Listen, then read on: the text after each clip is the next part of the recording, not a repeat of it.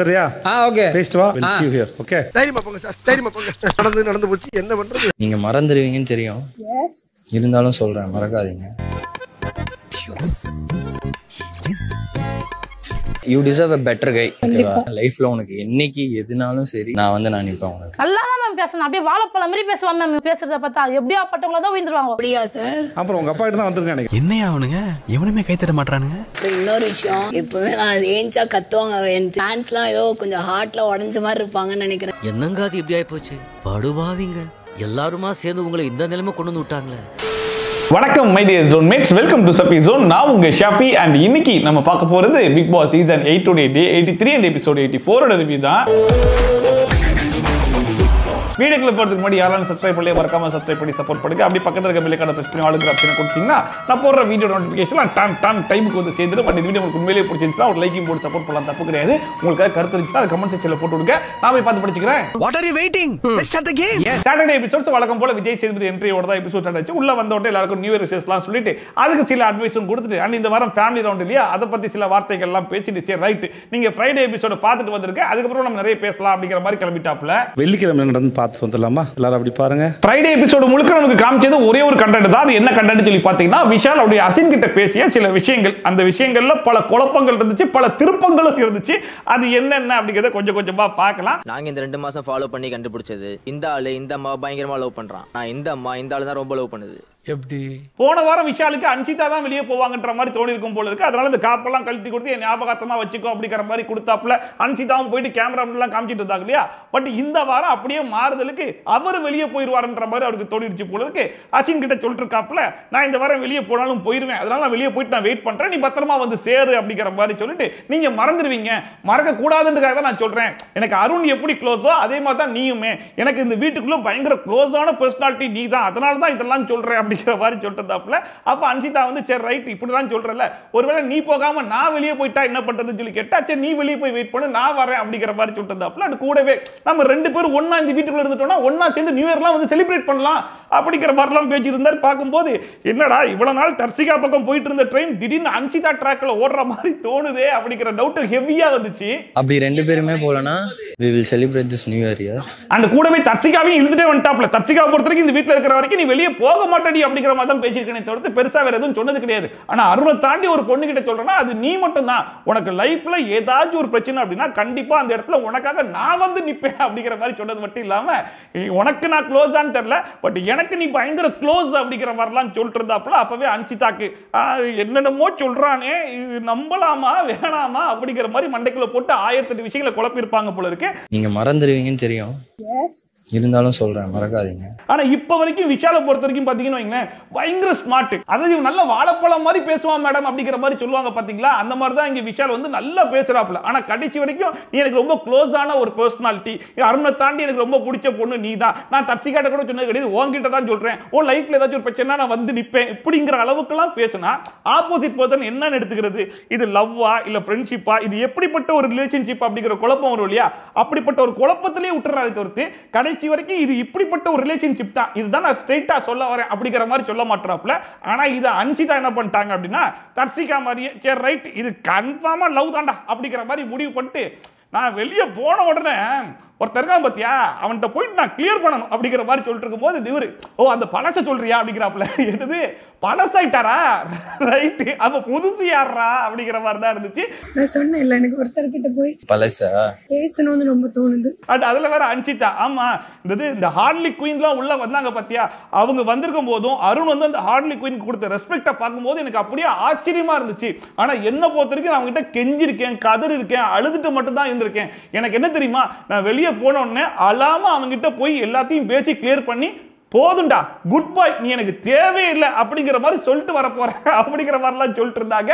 அதுக்குமே விஷால் சூப்பர் அப்படிதான் பண்ணும், நான் வேணான்னு சொல்ல மாட்டேன், but you deserve a better கைன்னு சொல்லுவேன் அப்படிங்கிற மாதிரிலாம் சொல்லிட்டு இருந்தாப்ல. கடைசி வரைக்கும் அந்த பெட்டர் கை யாருன்னு சொல்லவே இல்லை.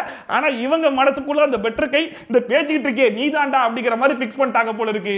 You deserve a better guy. ஓகேவா? You deserve. எனக்கு இப்ப புரியுது. அந்த கடைசியா விஷால் கொடுத்த அந்த ஃபினிஷிங் டச் தான் இன்னும் பயங்கரமா இருந்துச்சு. இந்த பழசெல்லாம் தூக்கி போட்டு நீ புதுசா ஆரம்பிக்க போற அந்த லைஃப் லைஃப் வந்து பயங்கர ஹாப்பியா பயங்கர ஹாப்பனிங்கா இருக்கணும், அப்படியே மேல மேல போயிட்டு இருக்கணும், திஸ் இஸ் சம்திங் நியூ, நீ அதை பத்தி மட்டும்தான் யோசிக்கணும் அப்படிங்கிற அளவுக்கு ஒரு மனசுனால எந்த அளவுக்கு மோட்டிவேட் பண்ணி உன்னோட எக்ஸை தூக்கி எரி புதுசை நோக்கி ஓடு அப்படிங்கிற மாதிரிலாம் சொல்ல முடியுமோ அந்த அளவுக்குலாம் உசுப்பேத்தி விட்டுருந்த மாதிரி இருந்துச்சு.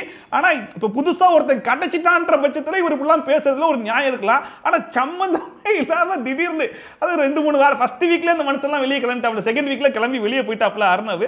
அதுக்கப்புறம் அவர் என்ன பண்ணாப்ல ஏது பண்ணாப்லன்றது யாருக்கும் எதுவுமே தெரியாது. ஆனா அதுக்கப்புறம் வரைக்கும் அன்சிதா இந்த வீட்டுக்குள்ள தான் இருந்திருக்காங்க. திடீர்னு அன்சிதாக்குள்ள எதிரால இப்படிப்பட்ட மாற்றம், திடீர்னு வந்து அருணும் அந்த அர்ச்சனாவும் பேசினதெல்லாம் வச்சு பார்க்கும்போது இந்த மாதிரி நமக்கு நடக்கலையே, நமக்கு நடந்தது கொடூரமாச்சு, நமக்கு நடந்தது அநியாயமாச்சு அப்படிங்கிற மாதிரி அன்சிதாக்குள்ள திடீர்னு வந்து ஞானயோதயம் எல்லாம் வந்துருச்சா, என்னடா நடக்குது ஏதுடா நடக்குது அப்படிங்கிற மாதிரி தான் இருந்துச்சு. உள்ள வந்து சில விஷயங்கள் அவர் அந்த மாதிரி பண்ணிட்டு போயிட்டாப்ல, எனக்கு அப்பவே அது பிடிக்காம போயிருச்சு அப்படிங்கிற மாதிரி பேசியிருந்தா கூட பரவாயில்ல. அருண் வெளியே போற வரைக்கும் நல்லா தானே பேசிட்டு இருந்தாங்க. ஆனா திடீர்னு என்ன இப்படிப்பட்ட மாற்றங்கள் அப்படிங்கிற மாதிரி தான் இருந்துச்சு. அண்ட் விஷாலுமே சம்பந்தம் இல்லாம உசுப்பேத்தி விடுற மாதிரி தான் இருந்துச்சு. ஆல்ரெடி தர்சிகா மேட்டர்ல வாங்கி பயங்கரமான டேமேஜ் ஆயிருக்காப்புலன்றது அவருக்கே நல்லா தெரியும். இப்பதான் வந்து சௌந்தர்யா மேட்டர் வரைக்கும் சாரி எல்லாம் கெட்டு எல்லாத்தையும் கிளியர் பண்ணி வச்சிருக்காப்புல. திடீர்னு புது அவதாரம்ன்ற மாதிரி தான் இருந்துச்சு. விஷால் கடைசி வரைக்கும் அடங்கவே மாட்டாரா, இல்ல உண்மையிலேயே விஷாலுக்கும் அன்சிதா மேல லவ் இருக்குதா இல்லையா, இப்படிப்பட்ட பல குழப்பங்கள் பல திருப்பங்கள் கொண்ட ஒரு சீரியல் மாதிரியே போயிட்டு இருக்கு. அந்த பழச தூக்கி போடு, this is something very new, அத பத்தி மட்டும் யோசி. அதோட விஷாலோட கான்வர்சேஷனை முடிச்சுட்டு அப்படியே ரொம்ப சந்தோஷமா உள்ள வந்து அருணோட காதுல நான் ஒண்ணு கேட்குறீங்க யார்ட்டையும் சொல்லக்கூடாது அப்படின்னாங்க. நான் சொல்ல மாட்டேமா அப்படிங்கிற மாதிரி சொல்லிட்டாப்ல. விஷாலுக்கு என்ன பிடிக்குமோ அப்படிங்கிற மாதிரி கேட்டாங்க. எனக்கு தெரியலையே அப்படிங்கிற மாதிரி சமாளிச்சுட்டு உங்களுக்கு பிடிக்குமா அப்படிங்கிற மாதிரி கேட்டாப்ல. தெரியல அப்படிங்கிற மாதிரி சொன்னாங்க. அப்பவே தெரிஞ்சு போச்சு கன்ஃபார்ம் பழைய பேஷண்ட் டிஸ்சார்ஜ் புது பேஷண்ட் அட்மிட் அப்படிங்கிற மாதிரி அப்பவே கன்ஃபார்ம் ஆகி போச்சு.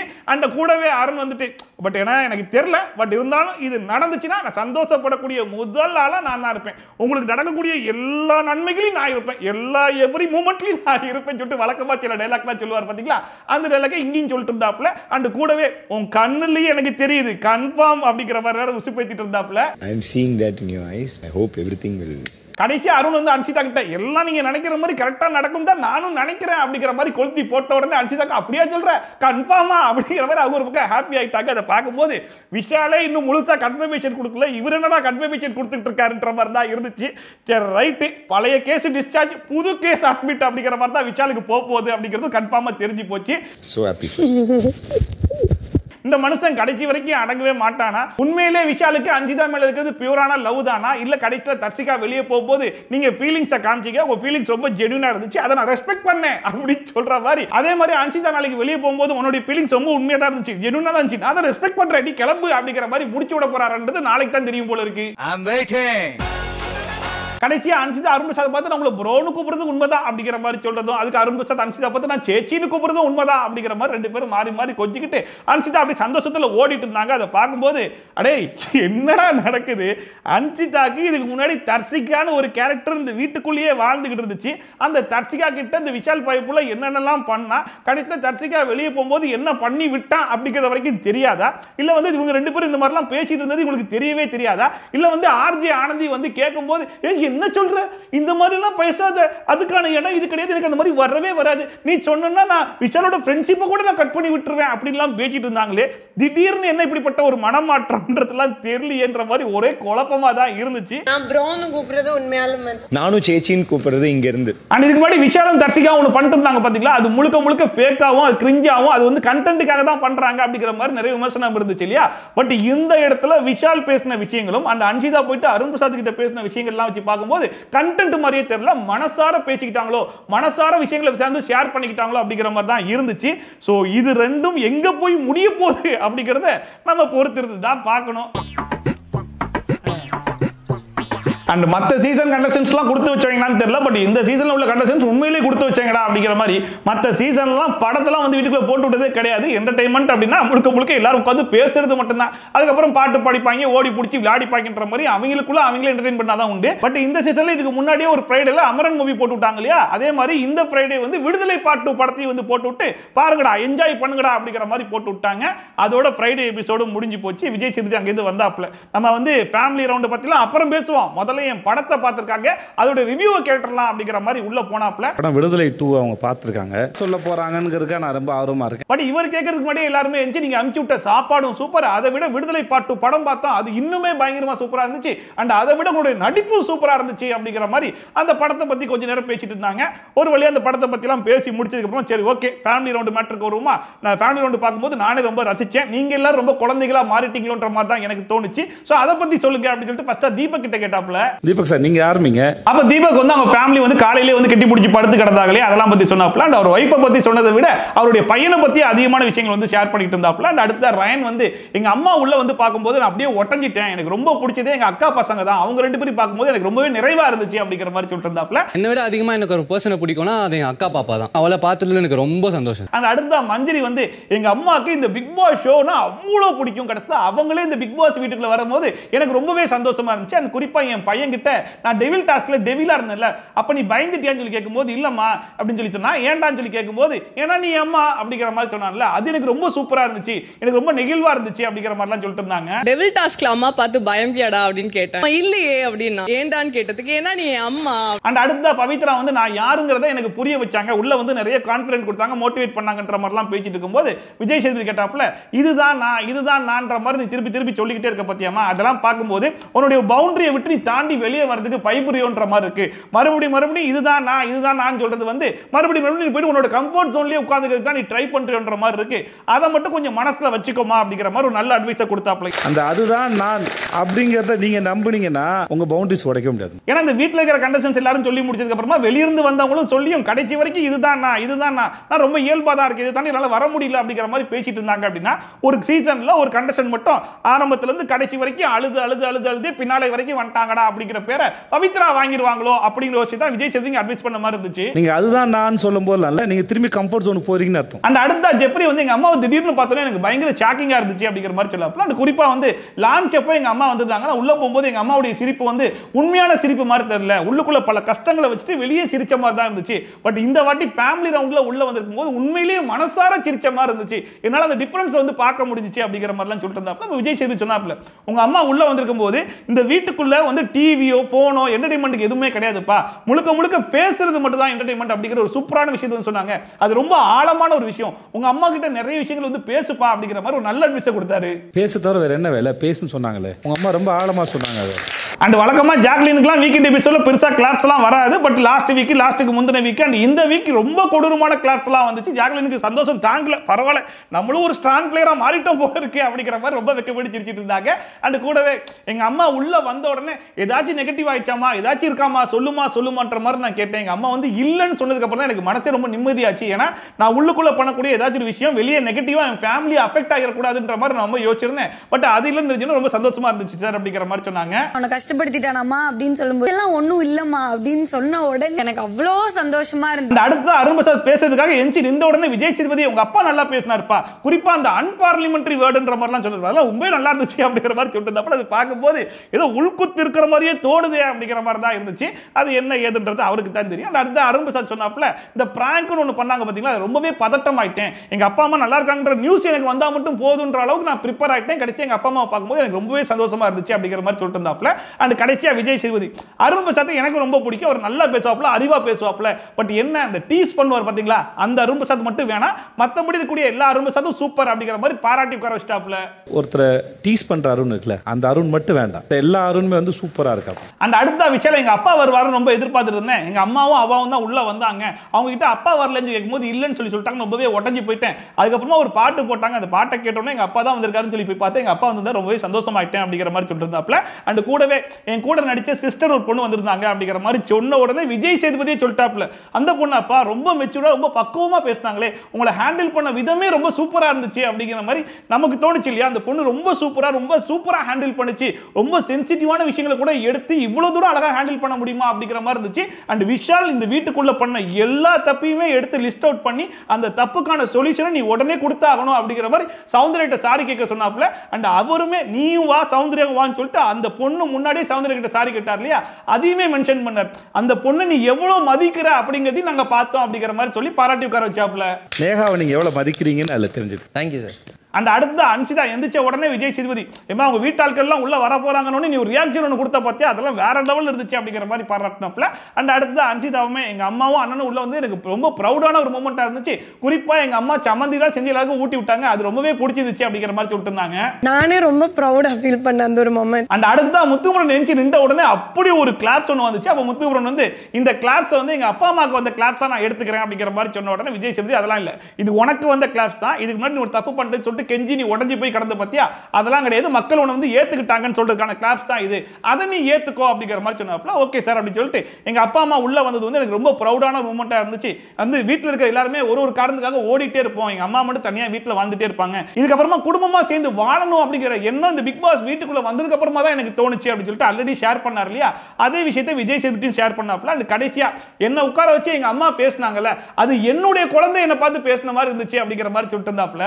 அம்மா முன்னாடி உட்கார்ந்து பேசிட்டு இருந்தாங்க சார், என்னமோ நான் ஒரு புள்ள பெத்து இந்த புள்ள எல்லாரும் முன்னாடி உட்கார்ந்து பேசிட்டு இருக்கும்போது வழக்கமா சௌந்தர்யா எஞ்சி நின்றாங்கன்னா ஆடியன்ஸ் சைடுல பயங்கரமான கிளாப்ஸ்லாம் வரும் இல்லையா, பட் இந்த வாரம் எவனுமே கிளாப் பண்ணல போல இருக்கு. சௌந்தர்யாவே என்னது ஒன்றும் கிளாப்ஸ் வரல அப்படிங்கிற மாதிரி பேச ஆரம்பிச்சாங்க. அப்போ விஜய் சேதுபதி கேட்டாப்புல என்னம்மா உன் வாய்ஸும் உங்க அப்பா வாய்ஸும் கிட்டத்தட்ட ஒரே மாதிரி இருக்கும் போலியா அப்படின்னு கேட்கும்போது இல்ல சார் என் வாய்ஸ் ரொம்ப யூனிக்கான ஒரு வாய்ஸ் சார், எங்க அப்பாவே சொல்வார் இந்த வாய்ஸ் உனக்கு கிடைச்ச ஒரு வரம் சொல்லி சொல்லுவார் சார் அப்படிங்கிற மாதிரி சொல்லிட்டு இருந்தாங்க. அடுத்தா எங்க அப்பா அம்மா உள்ள வந்தாங்க சார், எங்க அப்பா அம்மாலாம் எனக்கு கிடைச்ச ஒரு வரம் சார் அப்படிங்கிற மாதிரி சொல்லிட்டு இருக்கும்போது கடைசியா என்ன சார் வாரம் நான் எஞ்சி நின்றா கிளாப் பண்ணுவாங்க, இன்னைக்கு யாரும் கிளாப்பே பண்ணல, ஹார்ட் பிரேக் எதுவும் பண்ணிட்டனா சார் அப்படி சொல்லிட்டு அவங்களே கேட்டிருந்தாங்க.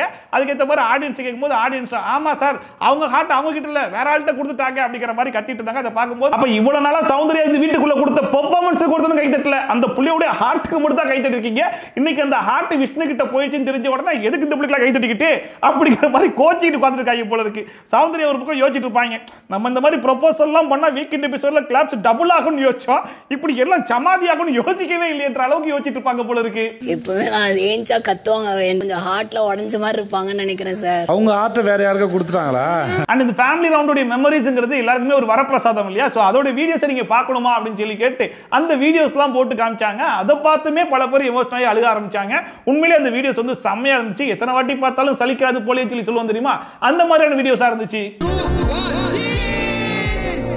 அப்புறமா ஒவ்வொரு வீட்ல இருந்து வந்தாங்க, பிக் பாஸ் வந்து முரண்பாடு இருந்தா சொல்லுங்கன்ற மாதிரி கேட்டாங்க இல்லையா, அப்ப நீங்க நம்ம வீட்ல இருந்து வந்தாங்கன்னா இவங்க மேலதான் முரண்பாடு சொல்லுவாங்கன்ற மாதிரி நீங்க எதிர்பார்த்திருப்பீங்க, ஆனா வேற ஆளுக்கு சொல்லிருப்பாங்க இல்லையா, நீங்க எதிர்பார்த்த ஆட்கள் யாரு அப்படிங்கிற மாதிரி கேட்ட உடனே ஃபர்ஸ்டா ஜாக்லின் இருந்துச்சு, இந்த விஷால் தான் சார் நினைச்சேன், ஏன்னா நம்பிக்கை துரோகம் சொல்லிட்டு எக்கச்சக்கமான வார்த்தைகள்லாம் அள்ளி கொட்டினா சார், அதை பத்தி கேட்பாங்கன்னு எதிர்பார்த்தேன், அதையும் கேட்கல சார்.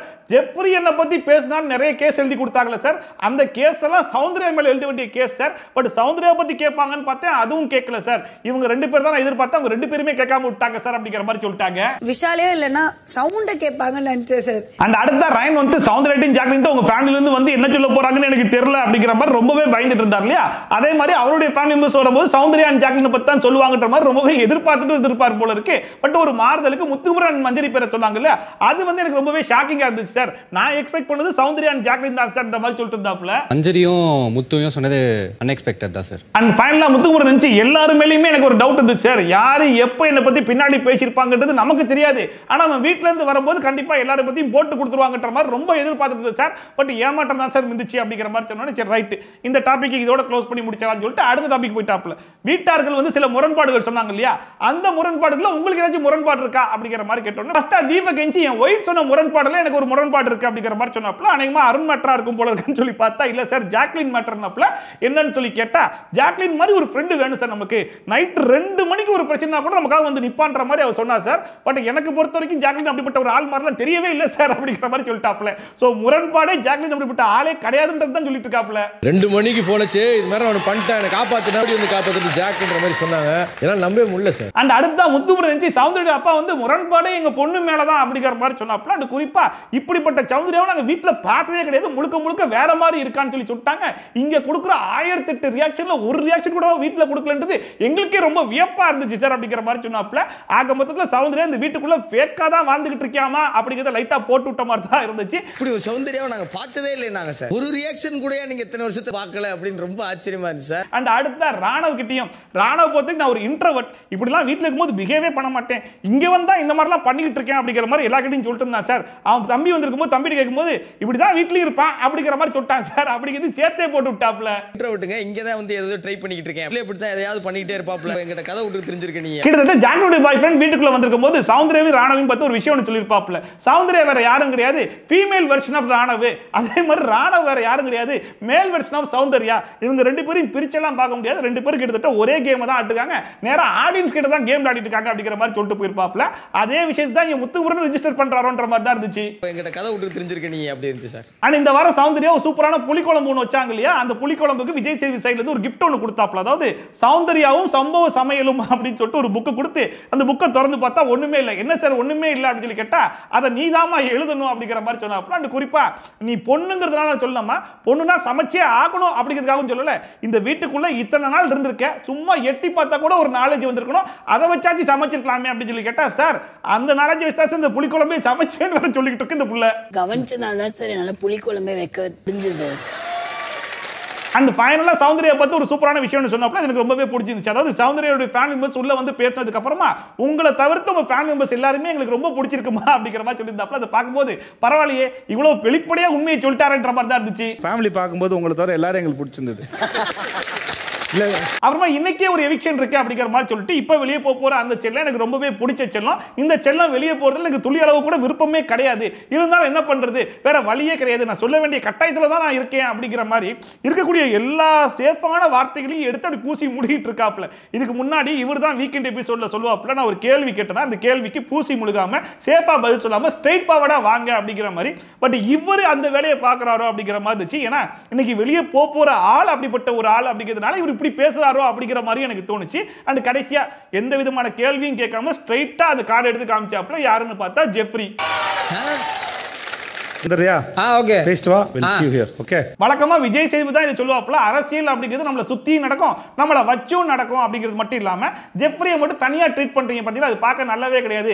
எல்லாரும் மாதிரி தான் ஜெஃப்ரி, ஏன் அவனை தனியா ட்ரீட் பண்றீங்க, அந்த மாதிரிலாம் பண்ணாதீங்க ஜெஃப்ரி, நான் இது உனக்கும் சொல்றேன்டா அப்படிங்கிற மாதிரி நிறைய அட்வைஸ் பண்ணியிருக்காப்ல. பட் அதை அவரே ஃபாலோ பண்றாரான்னு சொல்லி கேட்டா கண்டிப்பா கிடையாது. ஏன்னா இதுக்கு முன்னாடி போன கண்டஸ்டன்ஸ்க்குலாம் இந்த மாதிரியான ஒரு ஸ்பீச்சை விஜய் சேதுபதி கொடுத்துருக்காருன்னு சொல்லி கேட்டா கண்டிப்பா கிடையாது.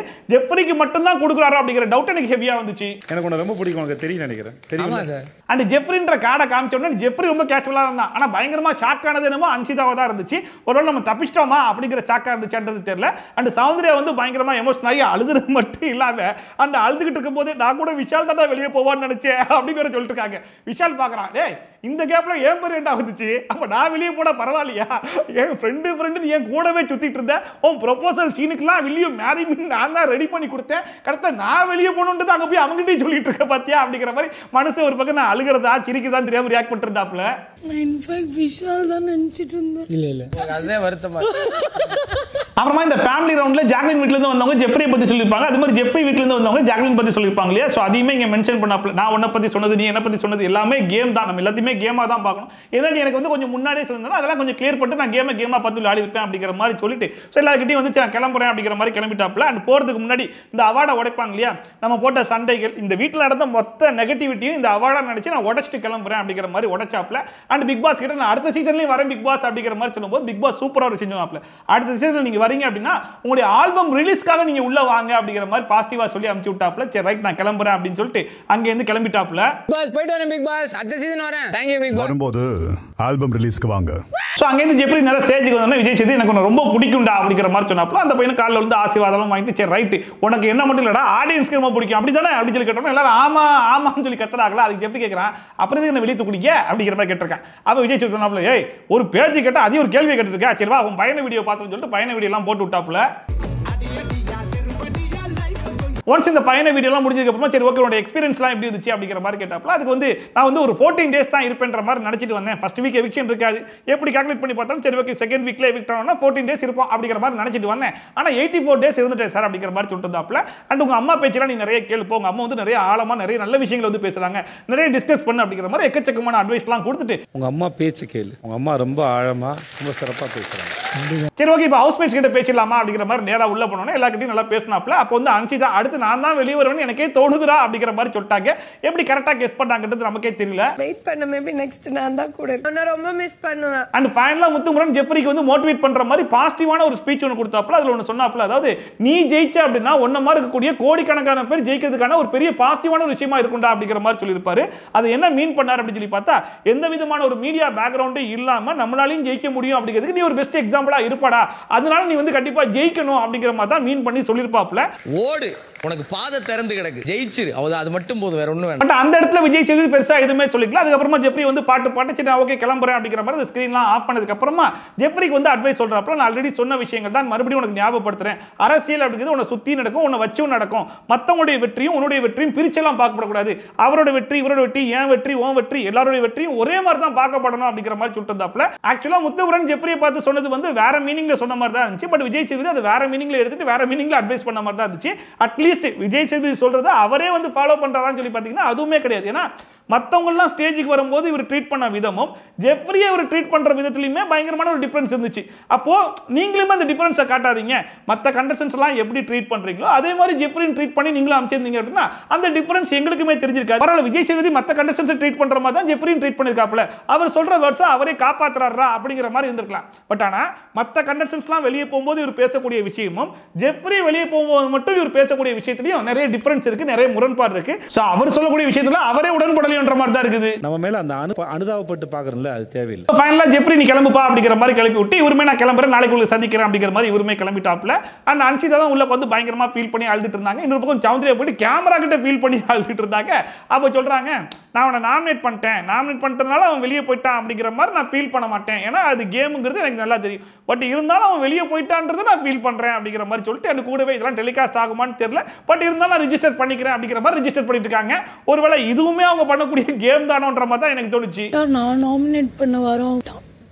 சோ அதோட இன்னைக்கு எபிசோட் வந்து முடிஞ்சு போச்சு. இன்னைக்கு எபிசோட பொறுத்த வரைக்கும் இந்த வாரம் முழுக்க ஃபேமிலி ரவுண்ட் அப்படிங்கிறதுனால மறுபடியும் ஃபேமிலின்னு பேசி ஜவ்வா இழுத்து இன்னைக்கு கொலையா கொல்ல போறாரா அப்படிங்கிற மாதிரி தான் நினைச்சிட்டு இருந்தேன். பட் ஒரு மாறுதலுக்கு இன்னைக்கே ஒரு எவிக்ஷனை வச்சதுனால மற்ற விஷயங்கள்லாம் கொஞ்சம் ஷார்ட் கட் பண்ணி கொஞ்சம் இன்ட்ரெஸ்டிங் ஆயிடுச்சு அப்படிங்கிற மாதிரி தான் இருந்துச்சு. அண்ட் குறிப்பா இந்த ஜெஃப்ரி விட்டாய் வெளியே போயிருக்கான் இல்லையா, அது வந்து கொஞ்சம் ஃபேரான எவிக்ஷன் தானா இல்ல அன்ஃபேர்னு நினைக்கிறீங்களா? ஜெஃப்ரிக்கு பதிலாக வேற ஆள் போய் தான் கொஞ்சம் கரெக்டா இருக்குன்ற மாதிரி தோணுதான்றதை மறக்காம கமெண்ட் செக்ஷன்ல சொல்லுங்க. அண்ட் நாளைக்கு விட்டாய் வெளியே போறது நிறைய பேருக்கு தெரிஞ்சிருக்கும், அன்ஷிதா தான். அது ரொம்பவே ஃபேரான எவிக்ஷன் தான் எனக்கு தோணுது. அது உங்களுக்கு எப்படி இருக்குது மறக்காம கமெண்ட் செக்ஷன்ல சொல்லுங்க. அண்ட் இப்போ டாப் 10 கண்டஸ்டன்ட் சொல்லி வந்துட்டாங்க இல்லையா, இந்த டாப் 10 கண்டஸ்டன்ட்ஸ்ல வேற யாரெல்லாம் வெளியே போயிட்டு கடைசியா டாப் 5 யார் வருவா, ஃபினாலேல வந்து யார் டைட்டில் வின் பண்றதுக்கு அதிகமான சான்சஸ் இருக்கு அப்படிங்கிறதையும் மறக்காம கமெண்ட் செக்ஷன்ல போட்டு விடுங்க. அண்ட் இதே மாதிரி ட்ரோல்ஸ் அண்ட் விஸ்லாம் கண்டிப்பா பார்க்கணும்னு நினைச்சீங்கன்னா மறக்காம சப்ஸ்கிரைப் பண்ணிட்டு பக்கத்துல பில்லுக்கான டான் தட்டி விட்டீங்க நான் போற வீடியோ நோட்டிஃபிகேஷன் டான் டைமுக்கு வந்து சேர்ந்துரும். சோ மீண்டும் இந்த மாதிரி சூப்பரான வீடியோட சூப்பரான ரிவ்யூவோட சூப்பரான ட்ரோலோட வந்து சந்திக்கலாம். Bye from Shafi, tata bye and take care. Take it.